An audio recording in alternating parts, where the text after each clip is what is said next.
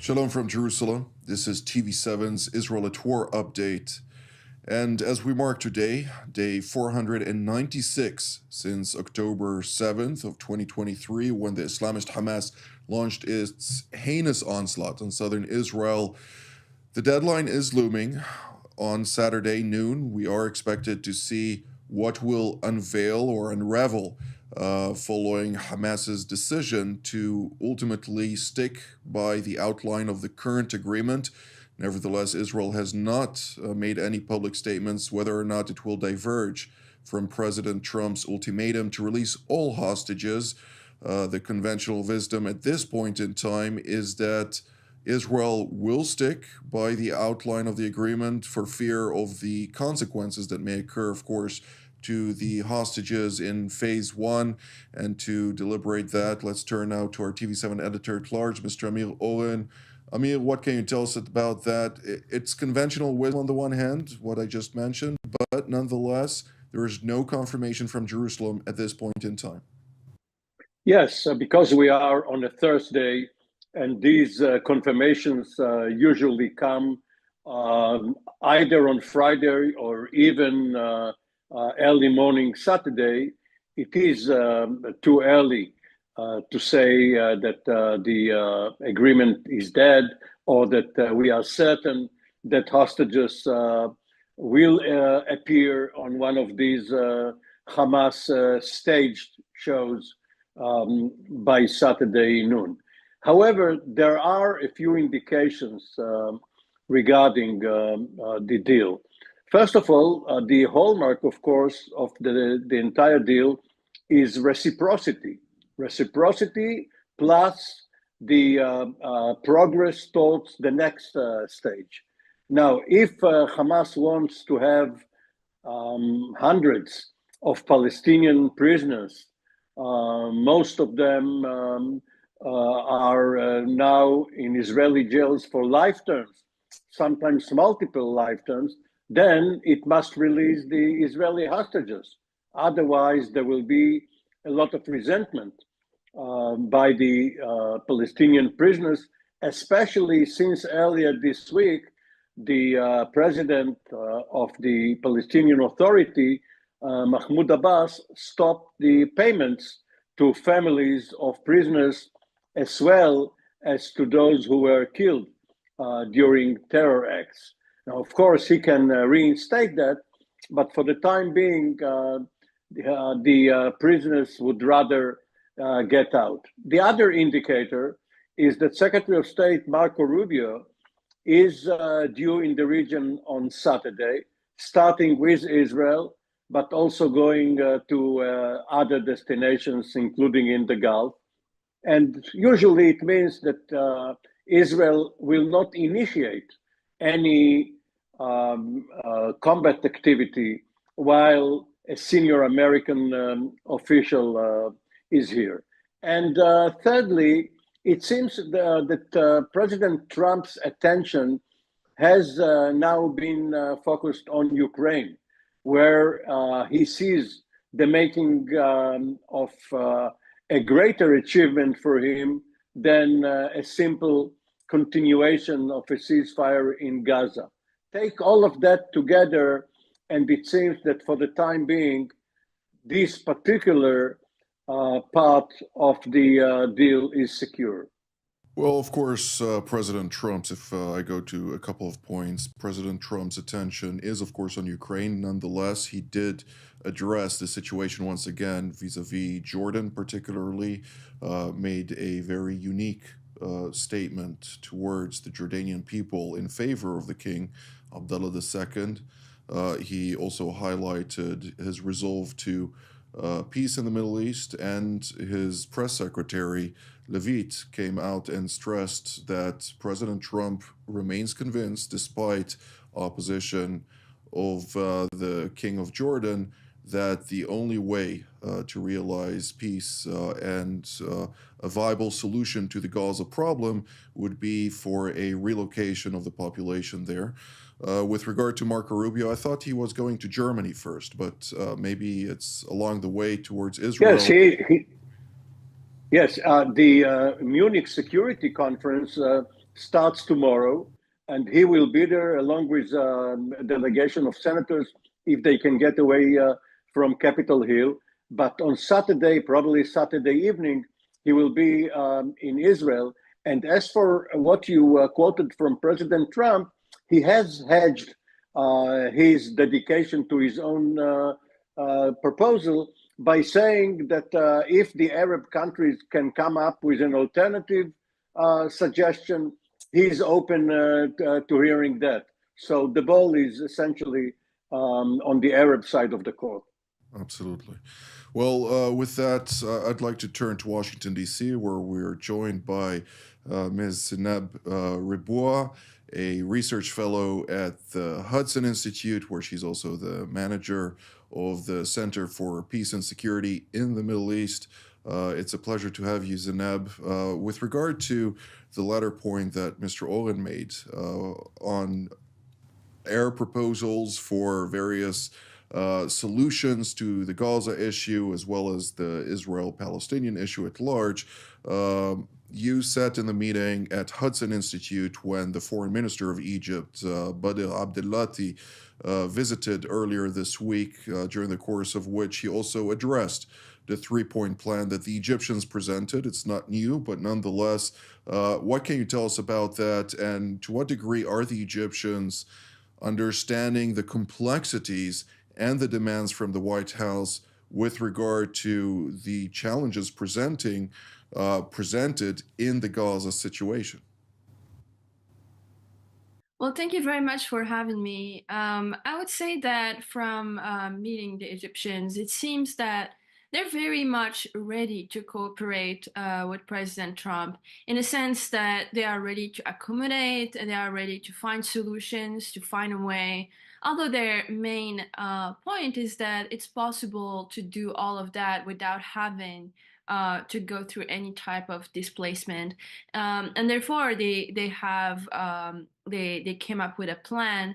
I think this is something, from what I understand, they worked with the World Bank on it and so on, so that there is a three-phase type of plan that is gradual and incremental, so that the Gazans have food, medical aid, etc., without having to displace them. And so I think they are trying to be creative and innovative and proposing plans and actively collaborating with Washington in that sense. However, it seems that from the meetings between President Trump and other Arab leaders, that Trump has very much is very much eager to actually conduct some sort of displacement. And I was very surprised today to see that the UAE ambassador to the United States also said that Trump's Trump's suggestion is actually inevitable and that this needed to happen. So we will see, I think, a lot of discussions around that. But I think it's important to keep in mind, despite what you would see in the Arab press and so on, and actually Arab countries are very much united on finding a certain type of solution and working with Trump on that. I think this is a very crucial point that many people miss, since it's very easy now to say that no, they have their own stance, etc. No, I think everyone understands that it's in the interest of every single nation and country to find a durable and credible solution. Absolutely. Well, it is indeed surprising that the Emirati, or maybe not surprising, since they're usually very much thinking outside of the box, the Emiratis particularly, but nonetheless, uh, at one side, you have the Emirati ambassador coming out and stating that Trump's proposal or plan for Gaza is inevitable, as you put it. But on the other hand, you hear the Saudi royal court relaying messages to both the Jordanian royal court as well as the Egyptians, saying that they will not diverge from demands not to displace the Palestinians from the Gaza Strip. Uh, it seems like the Arabs themselves are not necessarily aligned on everything in between their own courtyards. Yes, this is something that's been going on since forever, I would say, when it came to Gaza, the possibility of having a Palestinian state, etc. But now I think what President Trump is doing is actually very different in the sense that he's not asking anyone for permission this time. He's not asking anyone what should be or should not be done. He just came up with his own proposal and his own initiative, and it's up to them to figure it out. And I think this is I think it's a very disruptive way of doing it. But at the same time, there is no other way than to be disruptive, Gulf countries on one hand, Egypt and Jordan on the other hand, they have to discuss within the parameters that President Trump has already set. And I think this is quite important. The other point I would like to highlight is that it's also very early. It's actually pretty early right now to say what exactly is going to happen. It seems that even on the White House side, they don't have a definitive idea. But I think they're just, as I said, trying to figure out a type of framework for everyone to work on. But I think we should give it a little bit of time and see what is going to come up. Thank you, Zineb.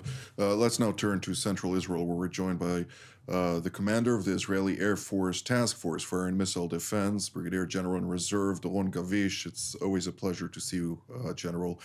I'd like to immediately ask you, since the ultimatum, of course, set forth by President Trump, subsequently also reinforced by Israel's Security Cabinet and Prime Minister Benjamin Netanyahu, that come Saturday noon, they expect to see all the hostages released from Hamas captivity, or else, according to President Trump, all hell will break loose, not specifically defining what that may mean.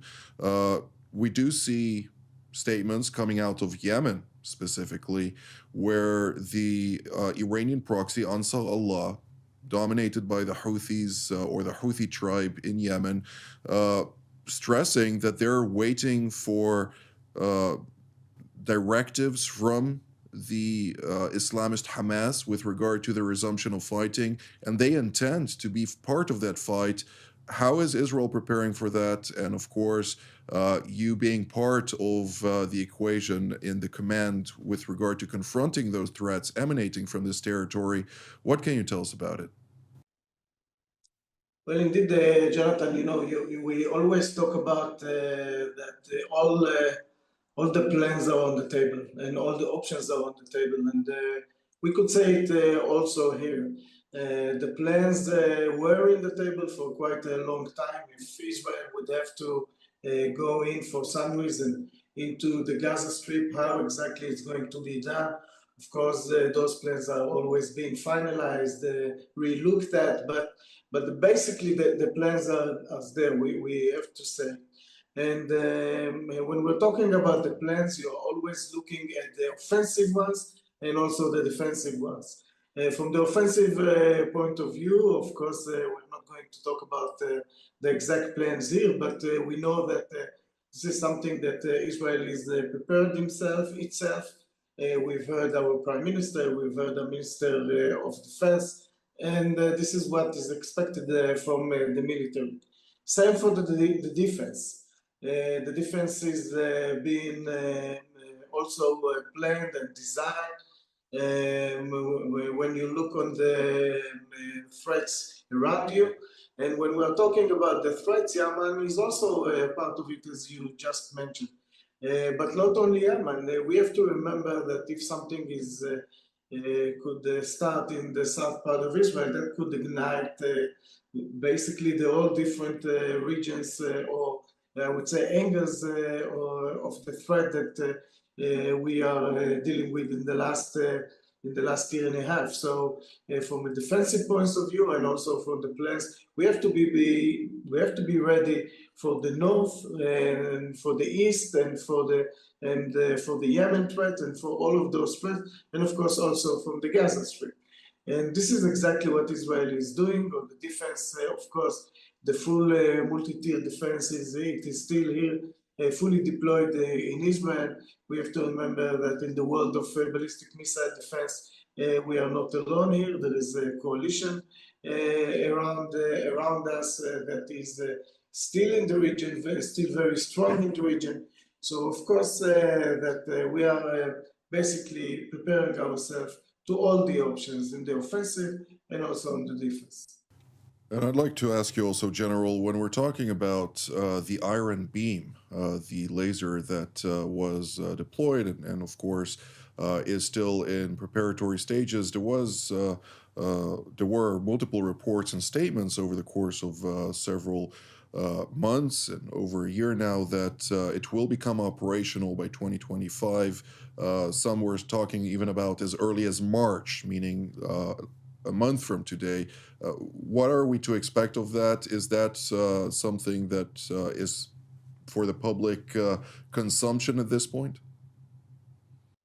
Well, when we're talking about this technology, we have to remember that it's been on the table for quite a while, and hopefully, in the next year or so, it would be operational. And of course, this is something that Israel is working on it. The industries, the defense establishment, the military part of it. So this is, of course, something that during war, you want to even make things faster. We have to remember that this is a technology that would be really introduced for the first time in the, I would say, on the operational side of it as part of a war engagement. But Jonathan, we have to be ready for doing things for the first time, and it won't be the first time that we are doing things like this. During this war, the first interceptions of the Arrow was part of it, the first interceptions of the Aegis, the THAAD. Most of the ballistic missile defense systems were fully operated for the first time during this war. So this would be probably something that we sure hope that until this system will come to be operational, we hope that the war won't be there. But for sure, this is something that Israel is also preparing and continuously building its force and capabilities for the future. And as I said, hopefully we won't need to use it, but this is for sure the next generation of weaponry and capabilities that we are looking forward to have it quite close. Absolutely. Well, Mr. Oren, I'd like to hear your take on the Lebanese file, if we may redivert our attention there. The IDF announced that it intends to maintain a deployment of hundreds of troops in 5 separate positions after the United States rejected its request for another extension to the 28th of February.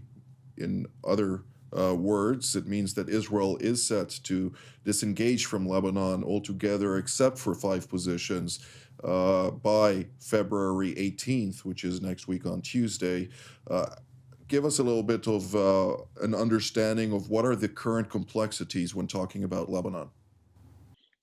This is a very realistic proposal by Israel, because it means that the IDF is not going to conduct an area defense, only a point defense along 5 points, 5 hilltops or mountaintops, the high ground, and that is for the protection of the so-called Galilee finger, that part of northern Israel which is protruding into Lebanon, sovereign Israeli territory, which is being threatened by whoever controls the high ground on the other side of the fence.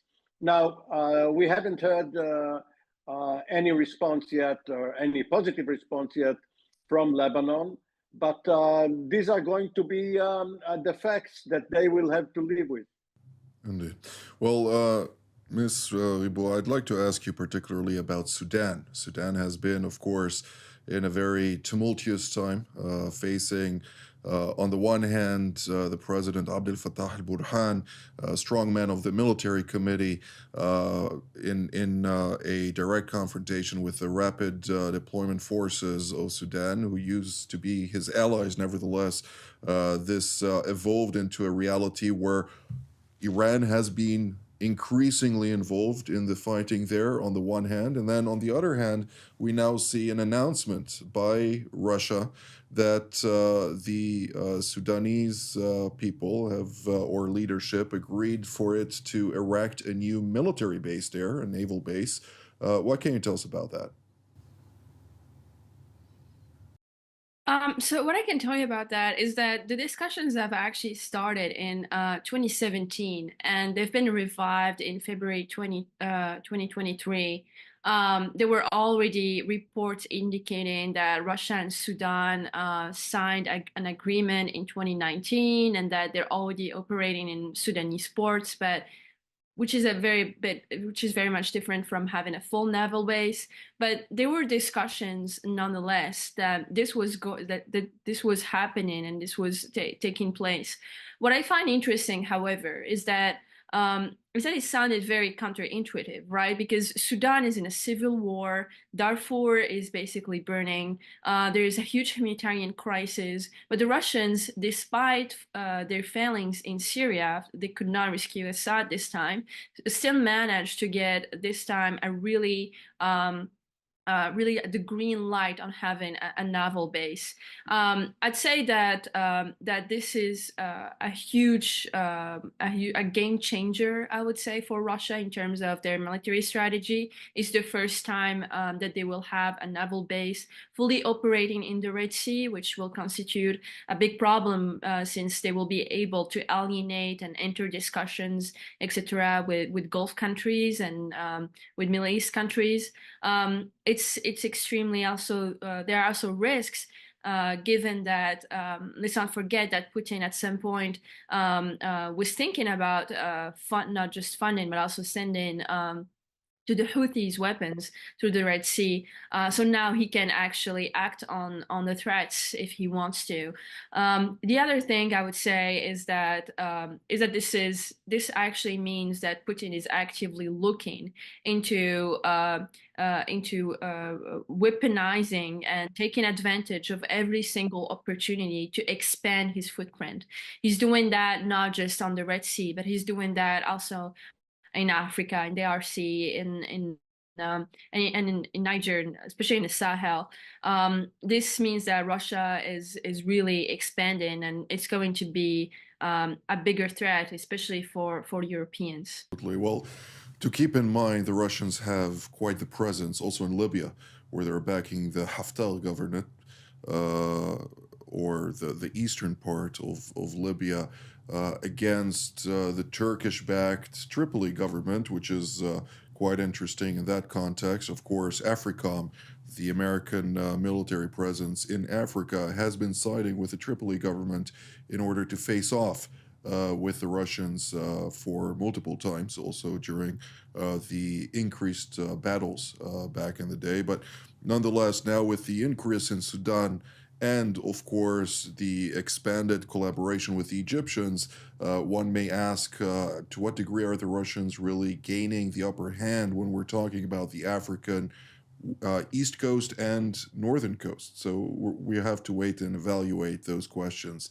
But General Kavish, last but not least, the Islamic Republic of Iran, we heard Ayatollah Ali Khamenei come and instruct the armed forces, the Iranian military, and the terror group, or the RGC, which is a terror entity designated as such both by the United States, Israel, and others, to expedite and double down on efforts to bolster their offensive capabilities and defensive capabilities.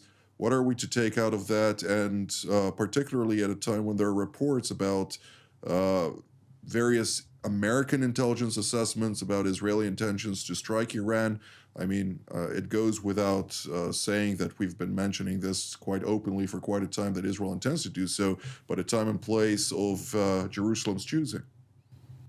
Well, you know, if we are looking back what happened in the last year and a half, we have to remember that Iran attacked Israel twice with the largest ever amount of missiles during a short time. And I'm talking about the history of ballistic missiles against anyone ever. They shot at us more than 100 ballistic missiles on April, and then around 200 on October. So the Iranians are there, and the will, unfortunately, we saw that it is also there.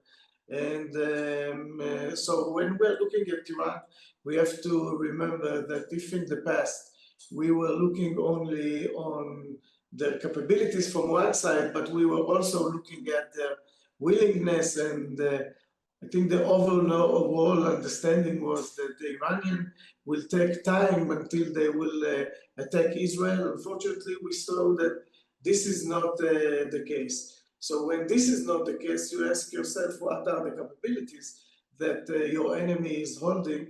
And now you have to react toward those capabilities. And this is, by the way, this is true not only toward Iran, this is the lesson learned of Israel toward all our region. So the question is how to deal with it. I think that also President Trump had to say from his strategic point of view what should be done with the future of weapons of mass destruction. From Israel point of view, all the options are there. Once again, all the options are on the table. Everything is being prepared on the offensive, on the defensive, and it's a matter of decision of our cabinet, of our leader. And the last thing that I would add is that we have to remember that also Israel struck Iran, and today Iran is much weaker from the air defense point of view if we compare it to the past, and they should do their own calculation about it. Thank you, General Gavish. With that, I'd like initially to congratulate retired Colonel Joel Rayburn for the announcement of his nomination for the position of the U.S. Assistant Secretary of State for Near Eastern Affairs, which is essentially the #1 job at State Department for the Middle East. Of course, a long time panelist of TV7 Israel Deep Dive and our productions here, and a good friend as well. So really from the bottom of our hearts, congratulations. And with that, to also thank General Gavish, Ms. Ribois, and Mr. Oren for all of your insights, and to thank once again all of you at home until our next update from here in Jerusalem. Shalom.